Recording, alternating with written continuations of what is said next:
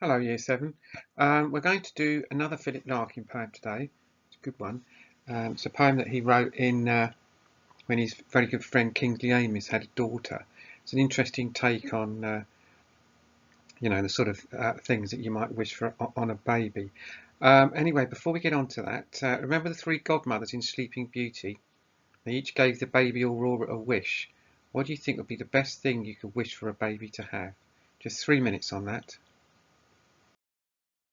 Our lesson objective today is to read and analyse Born Yesterday by Philip Larkin. So your title is simply Born Yesterday by Philip Larkin. Well, here we are. What do you think would be the best thing to wish a baby? Happiness, intelligence, love, beauty, money, an ordinary life. Interesting, that last one. Makes you think of that Chinese curse, doesn't it? May you live in interesting times.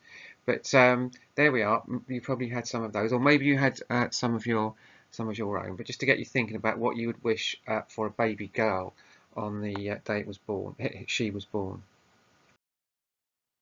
Quick check to make sure we've got everything. You need a pen in your book, a copy of the poem which I've attached to Classcharts, and the usual highlighters and coloured pens for annotation.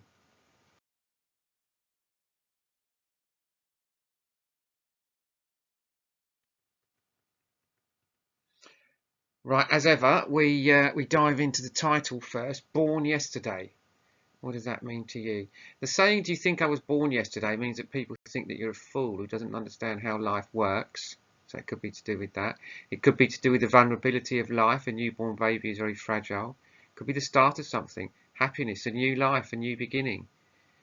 Yesterday links to the past, so it could be about events in history, or it could be simply about a baby who's just been born. So stick in your poem into your books, and you can annotate it along with me. And obviously, any ideas of your own that you have, you know how to start thinking about these poems now. Then, by all means, include those. Okay, first reading of Born Yesterday by Philip Larkin. As ever, focus on the bits you do know, not on the bits you don't know. He uses deceptively simple language. Here we go then. Born Yesterday. Tightly folded bud, I have wished you something none of the others would. Not the usual stuff about being beautiful or running off a spring of innocence and love. They all wish you that, and should it prove possible, well, you're a lucky girl.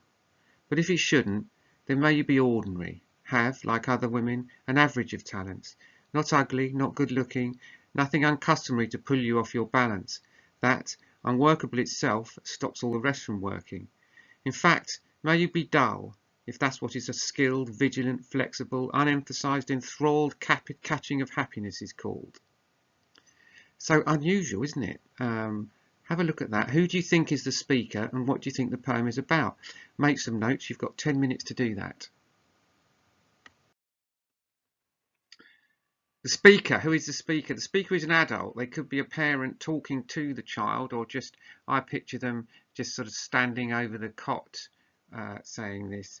And what do you think the poem is about? The speaker is explaining what they wish for the newborn child. They wish that the child grows up to have an ordinary life and is dull, because then they will have the chance to be happy. Interesting idea, isn't it? Sort of rather pulls at the idea of what you think being happy is, but we'll see a bit more as we dive into it. Right, let's go through each stanza separately and annotate your poem as we go along.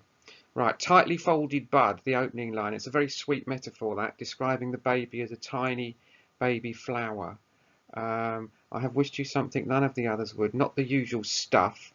This informal language, the use of the word stuff, shows that the speaker thinks that the usual wishes are thoughtless, just stuff about being beautiful or running off a spring of innocence and love. This doesn't really make sense on a first reading. Is the speaker saying that the usual wishes are sentimental, meaningless, or nonsense?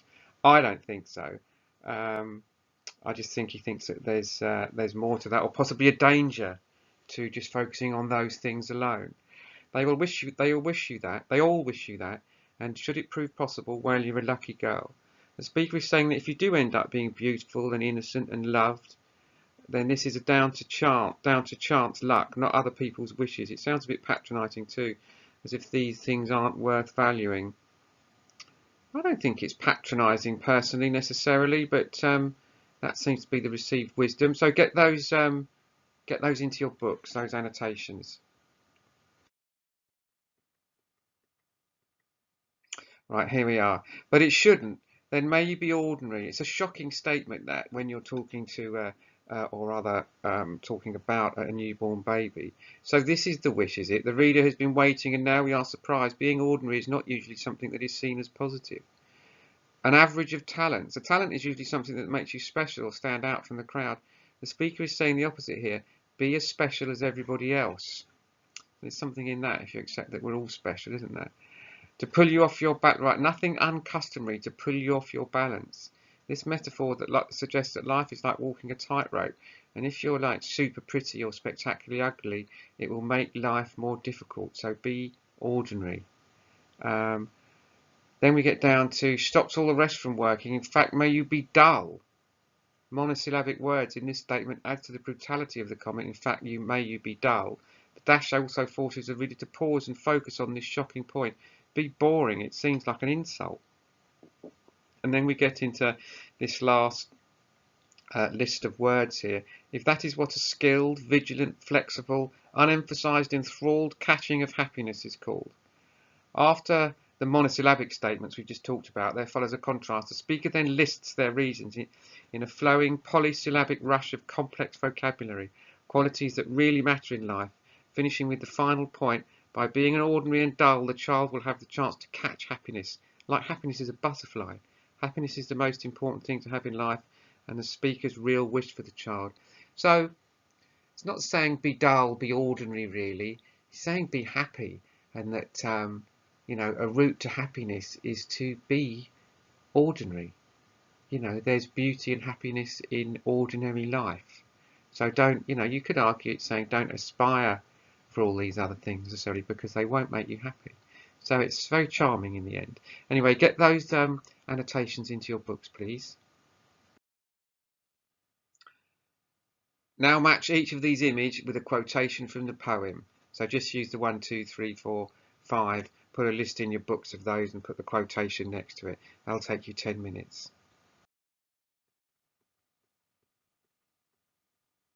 There you are. There's your answers. There's actually a town called Dull, look.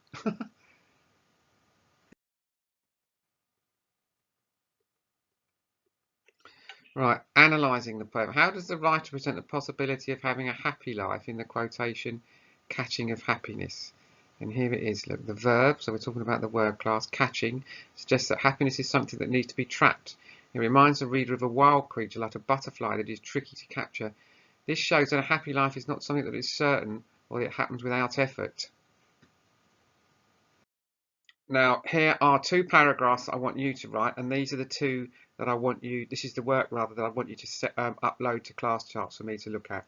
And as I've always say this, but it always bears repeating, the work I've been receiving has been fantastic under what I know for all of us are trying circumstances, but you've been absolute superstars. I'm so impressed with the work that you've sent in. So keep doing it. I do look forward to reading it and I enjoy reading it. You've got 2 paragraphs to write here. How does the writer present the newborn baby in the line tightly folded blood? So you write your point. The writer presents the baby as being a beautiful, small and unformed thing perhaps, and then the quote is tightly folded blood and you analyse that. So it's really 2 paragraphs you're doing there, and I've given you the evidence. Alright, so do that. That'll take you 15 minutes. Upload it to Classcharts, and I'll speak to you next time.